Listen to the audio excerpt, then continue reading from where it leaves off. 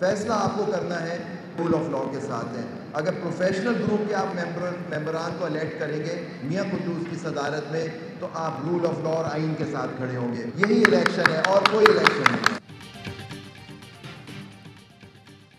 Supreme court bar के सालाना इंतखाबात पोलिंग कुछ देर में शुरू होगी। सदर हामिद खान ग्रुप के मियां अब्दुल कद्दूस का शहजाद शौकत से मुकाबला। सेक्रेटरी के लिए सलमान मंसूर और अली इमरान सईद मुकाबले में हैं। इंतखाबात में हामिद खान ग्रुप की पोजीशन इंतहाई मजबूत। हामिद खान कहते हैं ये इलेक्शन दो बयानियों का मुकाबला है, आइन की सरबलंदी के लिए काम करते रहेंगे। आबिद जुबैरी का कहना था मियां अब्दुल कद्दूस के साथ खड़े होने वाले ही कानून की हुक्मरानी के साथ खड़े होंगे, सोच समझ कर वोट डालें।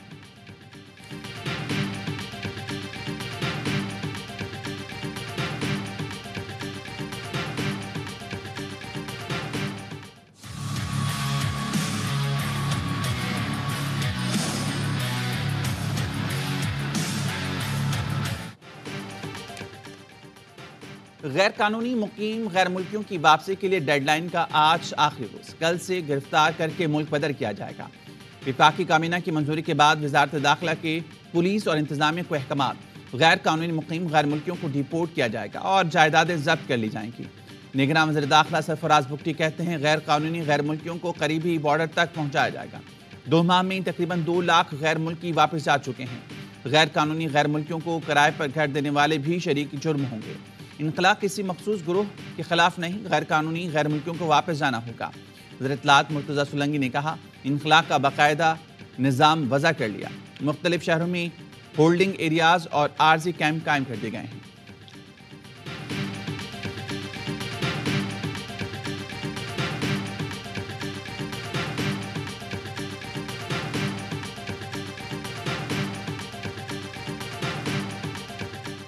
हर मैच डू और डाई, गलती की गुंजाइश खत्म, ग्रीन शर्ट्स के लिए जीत जरूरी।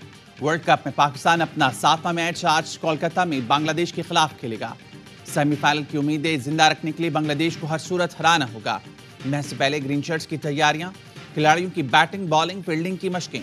पाकिस्तान टीम में तब्दीलियों का इम्कान, फखर जमान भी 11 में शामिल। इमामुल हक बाहिर, हसन अली को वसीम जूनियर की जगह वापसी। शादाब की जगह उसामा मीर बदस्तूर टीम का हिस्सा। हेड कोच ग्रांट बैडबर्न कहते हैं खिलाड़ी मुत्तहद और ड्रेसिंग रूम का माहौल बेहतरीन है। कोलकाता में पाकिस्तानी खिलाड़ियों के फैंस की भरमार। कौमी खिलाड़ियों की एक झलक देखने के लिए भारतीय फैंस उमड़ आए। मोहम्मद रिजवान ने मद्दाहों के साथ तस्वीर बनवाई। कप्तान बाबर आजम ने भी अपने चाहने वालों को हाथ हिलाकर जवाब दिया। पाकिस्तान टीम को एक और झटका, चीफ सेलेक्टर इंजमामुल हक ने ओहदे से इस्तीफा दे दिया। पीसीबी ने इस्तीफा सराहते हुए मंजूर कर लिया। इंजमामुल हक चेयरमैन मैनेजमेंट कमेटी से मुलाकात के लिए गए। मुलाकात ना हो सकी तो इंजमाम ने दिल बर्दाश्त होकर इस्तीफा भिजवा दिया। साबिक कप्तान कहते हैं मेरा प्लेयर्स एजेंट कंपनी से कोई ताल्लुक नहीं, मुझ पर सवाल उठेगा तो बेहतर है एक तरफ हो जाऊं। अलग होकर पीसीबी को आज़ादाना इंक्वायरी का मौका दें। कमेटी मुझे कसूरवार नहीं पाती तो चीफ सेलेक्टर को दोबारा संभाल लूंगा। टीम से कहा है अभी बाकी 3 मैच बेहतरीन अंदाज में खेलें और जीतें। ज़का अशरफ कहते हैं इंजमाम की कदर करता हूं, दफ्तर में नहीं था इसलिए मुलाकात ना हो सकी। इंजमाम जब मुलाकात करना चाहते हैं मैं दस्तयाब हूं। कमेटी बनाई गई है जो मफाद के टकराव से मुतालिक इंक्वायरी करेगी।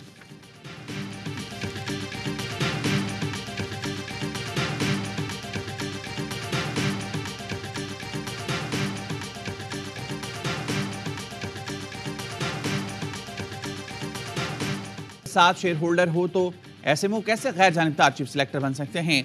मामले की वजाहत के लिए ज़का अशरफ ने इंजमामुल हक को पीसीबी हेडक्वार्टर में तलब किया। मुलाकात ना हुई तो चीफ सेलेक्टर ने बोर्ड को इस्तीफा दे दिया। तहकीकात करने वाली 5 रुकनी कमेटी के नाम सामने आ गए। Colonel retired Khalid, colonel retired Akhtar, director media Aliya Rashid committee में शामिल हैं। लीगल और ऑडिट टीम का एक नुमाइंदा भी इंक्वायरी कमेटी का हिस्सा होगा।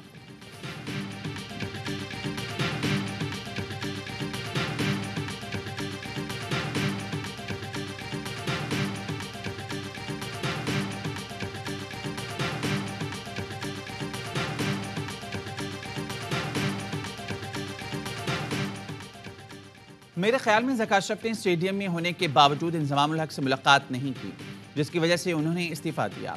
साबिक क्रिकेटर बासित अली का ARY न्यूज़ की स्पेशल ट्रांसमिशन में इज़हार ख्याल। कामरान अकमल ने कहा बोज और राशिद लतीफ़ की बातों से हमारे कप्तान की बदनामी हो रही है। वर्ल्ड कप के दौरान ऐसे मामला सामने नहीं आने चाहिए थे। अजहर अली बोले, दुनिया भर में पाकिस्तान का मजाक उड़ रहा है। सब जगह से मैसेज आ रहे हैं कि पाकिस्तान क्रिकेट में ये क्या हो रहा है।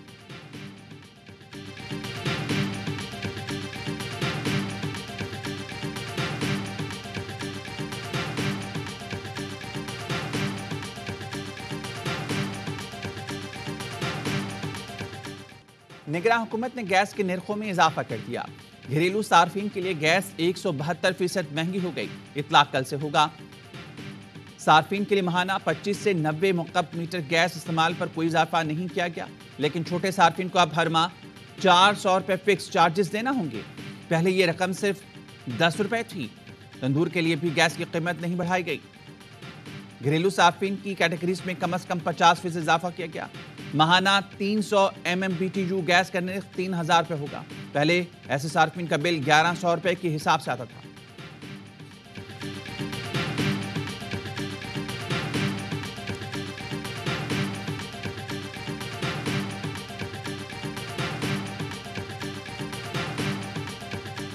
वज़ीर आला पंजाब के ज़रिए सदारत इजलास। इंतखाबात के लिए पंजाब हुकूमत की तैयारियों का तफसीली जायजा लिया गया। निगरान वज़ीर इत्तलाआत आमिर मीर की काबीना इजलास के बाद ब्रीफिंग। कहते हैं पंजाब में 50,000 पोलिंग स्टेशन बनाए जाएंगे। पंजाब काबीना ने 4 माह के लिए 2076 अरब के बजट की मंजूरी दे दी है।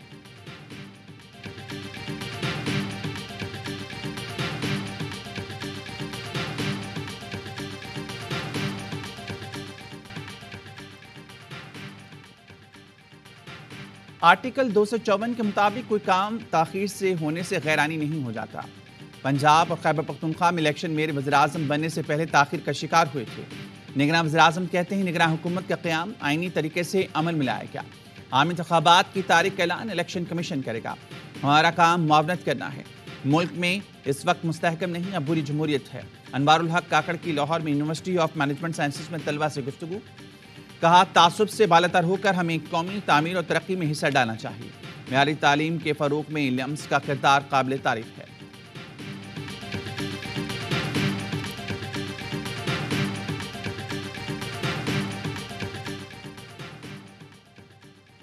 आसिफ जरदारी से पीपल्स पार्टी शोबे खवातीन के वफ्द की मुलाकात। गुफ्तगू में कहा, नवाज शरीफ आए हैं, सियासत उनका हक है। सबसे पहले मैंने ही नवाज शरीफ को वतन वापस आने का कहा था। मैंने मुल्तान में भी अपना घर ले लिया है। बोले, जनूबी पंजाब के दोस्तों और कारकुनान से खुद मुलाकातें करूंगा। पीपल्स पार्टी के कारकुनान इंतखाबात की तैयारी करें।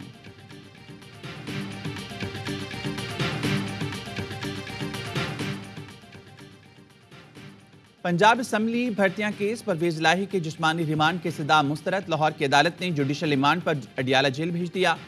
दौरान समात अदालत ने परवेज इलाही को रोस्टरम पर बुलाया और इस्तफसार किया। ये कहते हैं गुज़िश्ता रात को ये आपको लेकर जाना चाहते थे, लेकिन आपकी तबीयत खराब थी। परवेज इलाही ने बताया, रात को कहीं लेकर नहीं गए, ये झूठ बोले हैं कि मेरे साथ जाकर रिकवरी की।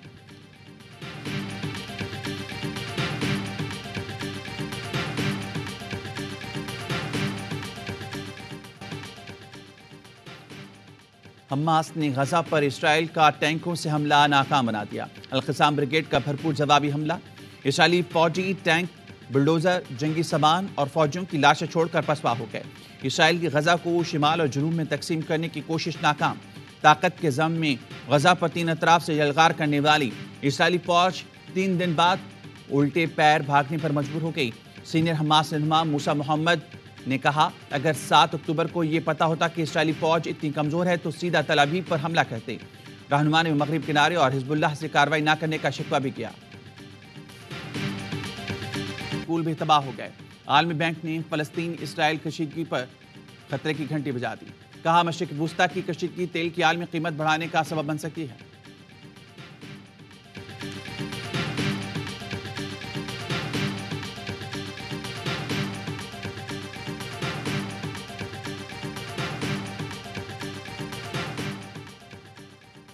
गजा के अस्पताल पर इसराइली हमले के खिलाफ करारदाद सेनेट में पेश।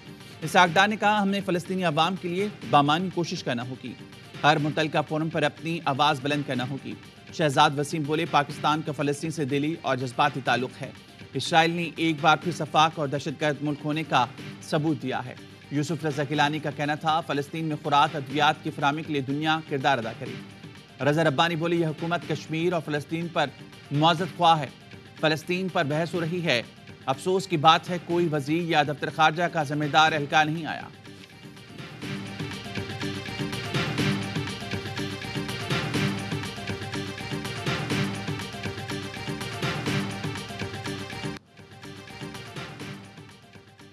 खैरपुर के करीब दरिया सिंध में कश्ती हादसा, 6 अफराद लापता। ऑपरेशन दोबारा शुरू कर दिया गया। गुज़िश्ता रोज कश्ती डूबने के बाद 5 अफराद को बचा लिया गया था। लापता 6 अफराद की तलाश के लिए ऑपरेशन तारीकी के बायस रोक दिया गया था।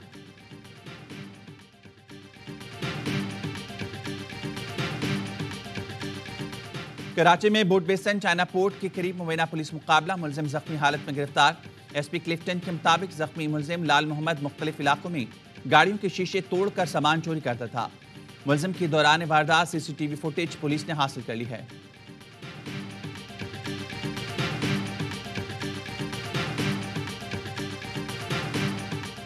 मौलाना तारिक जमील के साहबजादे आसिम जमील की नमाज जनाजा अदा। आसिम जमील गुज़िश्ता रोज गोली लगने से जाँ बहक हो गए थे। मौलाना यूसुफ जमील कहते हैं आसिम बचपन से शदीद डिप्रेशन का मरीज था। इलाज के घर से पिछले 6 माह से बिजली के झटके दिए जा रहे थे। उसने गार्ड से गन लेकर खुद को गोली मारी।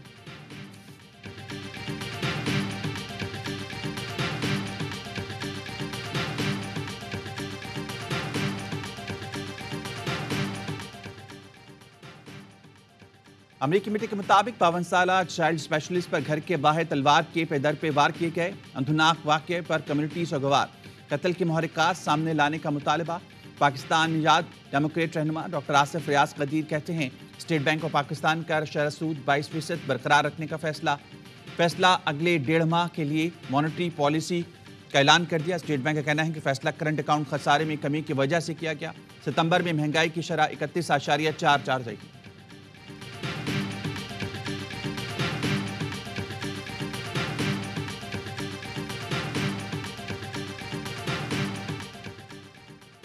मुल्क में खुसूसी इंसदादी पोलियो मुहिम का आज दूसरा दिन। चारों सूबों के 31 अजला में 1 करोड़ 8 लाख से ज्यादा बच्चों को पोलियो से बचाव के खतरे पिलाने का हदफ।